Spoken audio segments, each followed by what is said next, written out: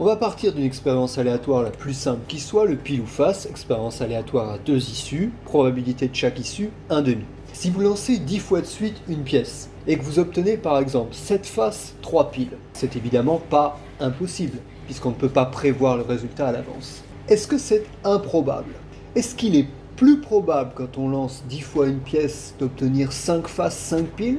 Est-ce que si on lance 100 fois une pièce et qu'on obtient par exemple 63 faces, est-ce que c'est très improbable? Est-ce que si on lance 10 000 fois une pièce et qu'on a 80% faces, est-ce que c'est un événement qui est probable? Est-ce que c'est aussi probable que d'obtenir 8 faces quand on lance 10 fois une pièce? Toutes ces questions, on va tenter d'y répondre. Tableur, on va tenter de simuler un pile ou face. Comment faire? Il y a une formule qui existe, qui s'écrit donc égal aléa, parenthèse ouverte, parenthèse fermée, sans rien dedans. À chaque fois que je rentre cette formule, le tableur affiche un nombre aléatoire entre 0 et 1.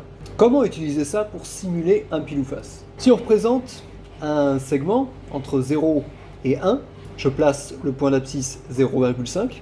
La probabilité avec cette fonction aléa d'obtenir un nombre compris entre 0 et 0,5 est égale à la probabilité d'obtenir un nombre compris entre 0,5 et 1. Cette probabilité vaut 1/2.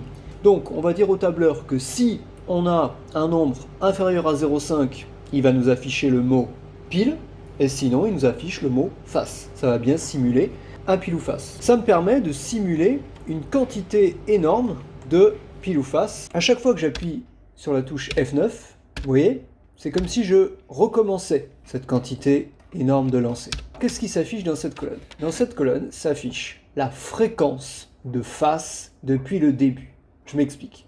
Ici, on a lancé une fois une pièce, on a obtenu face. Il y a donc 1 sur 1 des lancers qui sont des faces. Ici, depuis le début, on a 2 lancers, 1 face. Il y a donc 1 sur 2, soit 0,5 des lancers qui sont des faces.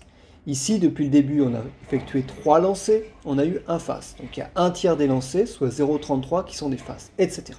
J'ai fait ça, vous le voyez, 1000 fois. Regardons ce qui se passe pour les 100 premiers lancers. Sur ce nuage de points, ça s'appelle comme ça, on voit que sur les 10 premiers lancers, il y a eu 70% de faces. Ensuite, sur les 30 premiers lancers, il y a eu un peu moins, etc., etc. La fréquence varie, fluctue, on dit. Si j'appuie sur F9, j'ai une autre situation. Alors là, on est beaucoup plus bas que 0,5. Et ça ne se stabilise pas autour de 0,5, même pour 100 lancers. Maintenant, affichons le même graphique pour 1000 lancers. Donc là, pareil, sur les 100 premiers lancers, il y a à peu près 55% de faces, etc. Ça fluctue beaucoup ici. Vous voyez ce qui se passe de 0 à 100, à quel point ça fluctue. Après, continue de fluctuer un peu, mais ça se stabilise autour de 0,5 à peu près qu'au bout d'un très grand nombre de lancers. En tout cas, pas du tout au bout de 100 lancers, ni 200, ni 300. Encore une fois, ce n'est que 1000 lancers. J'appuie sur F9 pour avoir une autre situation. Pareil, ça fluctue beaucoup. Tout dépend, bien sûr, de la situation.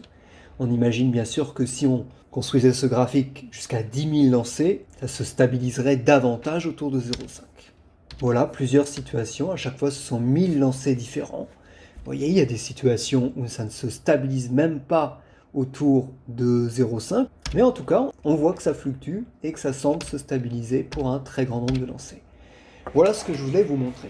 Cette partie-là n'est pas si intuitive que ça. Quand vous lancez 100 fois de suite une pièce, il n'est pas du tout improbable d'obtenir des fréquences de face assez éloignées de 50%. Un splendide hasard